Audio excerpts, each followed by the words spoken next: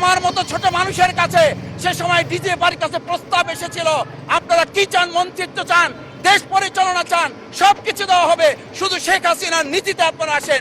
সেই নীতি তো ছিল ৭২-এর সংবিধান, সেই নীতি নিয়ে আজকে কেন এখানে এত কথা বলা হচ্ছে? আমার মনে হয় আমরা সংবিধান নিয়ে ঘাটাঘাটি করতে করতে যদি সংবিধানই আমাদের রক্ষা করতে পারত, তাহলে সংবিধান আমাদেরকে বলে দিত যে আমাদের সেদিন বালু ট্রাক সরানোর ক্ষেত্রে সংবিধানের পৃষ্ঠা আমাদেরকে খুঁজতে হতো। সংবিধান যদি আমাদেরকে রক্ষা করতে পারত, তাহলে ৭২-এর সংবিধানের আলোকে আজকে আমাদের এখানে থাকার কথা না। আমি শফিকুল ইসলাম মাসুদ, আমার এখন জেলখানায় থাকার কথা। সংবিধান যদি মানতে হতো, তাহলে আমাদের মাননীয় প্রধানমন্ত্রী বাংলাদেশে থাকার কথা না, ওনার দেশের বাইরে থাকার কথা। সংবিধান মানতে হলে বর্তমান স্বরাষ্ট্রমন্ত্রীর এখন দেশের বাইরে থাকার কথা ছিল। সংবিধান মানতে হলে যে বাচ্চাদেরকে আজকে এখানে শিক্ষা দেওয়া হচ্ছে, দীক্ষা দেওয়া হচ্ছে, কিংবা তাদেরকে কোনো কোনো ক্ষেত্রে জাসদের সাথে তুলনা করা হচ্ছে, সেই বাচ্চাদের নিয়েই আমরা এই সরকার দলের লোকদেরকে, সরকার দলের সম্মানিত নেতৃবৃন্দকে আমরা চোখের পানিও ফেলতে দেখেছি। আবার কাউকে কাউকে কথা বলতেও শুনেছি যে এই সমস্ত বাচ্চাদের, আমরা তাদের শিক্ষার্থীদের আন্দোলনের সাথে আমাদের কোনো সম্পর্ক ছিল না। আমরা খুব লজ্জিত হই মাননীয় স্পিকার, আমাদের এই বর্তমান সময়ে আমরা যদি এটা খেয়াল করি যে আমাদের বাংলাদেশের এই বর্তমান প্রেক্ষাপটটা নতুন করে এখন যে গণভোটের যে আজকে ন্যায্যতা অন্যায্যতা, সাংবিধানিক পৃষ্ঠা, লাইন, অক্ষর, দাড়িকমা আমাদেরকে শেখানোর চেষ্টা করা হচ্ছে, যদি সেটা হতো তাহলে বাংলাদেশ জাতীয়তাবাদী দলের সম্মানিত মহাসচিব তিনি কয়েক হাজার পুলিশের বেষ্টনীর মাঝখানে একা একটা মোবাইল নিয়ে তাকে আমরা দাঁড়িয়ে থাকতে দেখেছি, তখন সংবিধান আমাদেরকে রক্ষা করতে পারে না। মাননীয় স্পিকার, আমি ৩৫০ মামলা নিয়ে ৭ মাসের ব্যবধানে, আপনিও আমার ২-১টা মামলাতে আপনি আমাকে সহযোগিতা করেছেন, সেটা এই সুযোগে ধন্যবাদ জানাতে চাই। আমার ৩৫০ মামলা জামিন করতে ৭ মাস সময় লেগেছে, আমার বের হতে সময় লেগেছে ৪.৫ বছর। আমি সেই ৪.৫ বছরে ৩বার রিয়ারেস্ট হয়ে ২বার গুম হয়েছি। আমি তখন ডিজিএফআই, এনএসআই, ডিবিএসবির কাছে জানতে চেয়েছিলাম আমার সামনে দিয়ে বড় বড় নেতারা বের হয়ে যাচ্ছে, আমার অপরাধটা কি? তখন বলেছিল তারা হুমকি না, হুমকি হচ্ছেন আপনারা।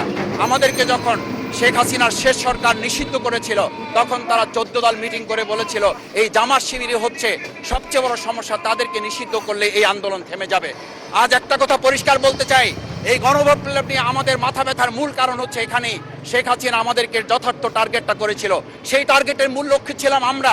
আমাদেরকে বলা হয়েছিল একটা গুলি করলে একটা সরে বাকিগুলো লড়ে না, সেই লড়ে না লোকগুলো ছিলাম আমরা মাননীয় স্পিকার, যার কারণে আমাদেরকে তারা ভয় পায়।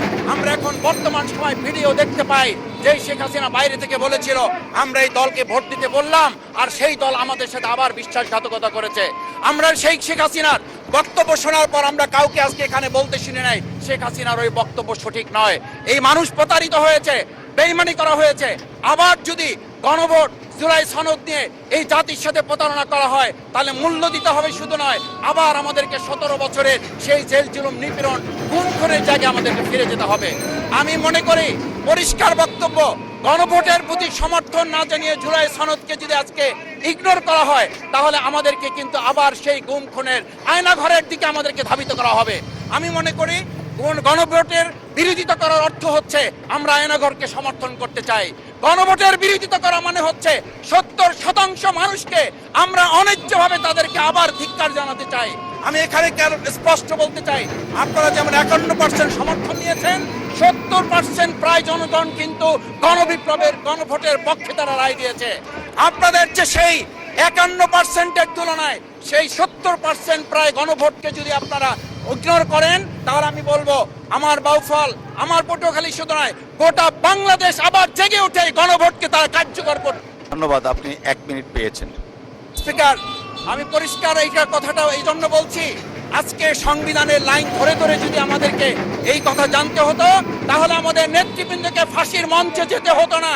আমার মতো ছোট মানুষের কাছে সে সময় ডিজে বাড়ির কাছে প্রস্তাব এসেছিল, আপনারা কি চান? মন্ত্রিত্ব চান, দেশ পরিচালনা চান, সবকিছু দেওয়া হবে, শুধু শেখ হাসিনার নীতিতে আপনারা আসেন। সেই নীতি তো ছিল ৭২-এর সংবিধান, সেই নীতি নিয়ে আজকে কেন এখানে এত কথা বলা হচ্ছে? আমরা পরিষ্কার জানি, আমরা যদি সেই ৭২-এর সংবিধানকে ভালোবাসি, তাহলে এখানকার নেতৃবৃন্দ এবং মরহুমা বেগম খালেদা জিয়া নিজে বলেছিল আমরা সুযোগ পেলে এই সংবিধানকে আমরা ছুঁড়ে ফেলে দেব। সেই সংবিধানের প্রতি আজকে বর্তমান সরকারি দলের কেন এত প্রেম জাগ্রত হয়েছে, এটা বাংলাদেশের মানুষের জানার অধিকার আছে।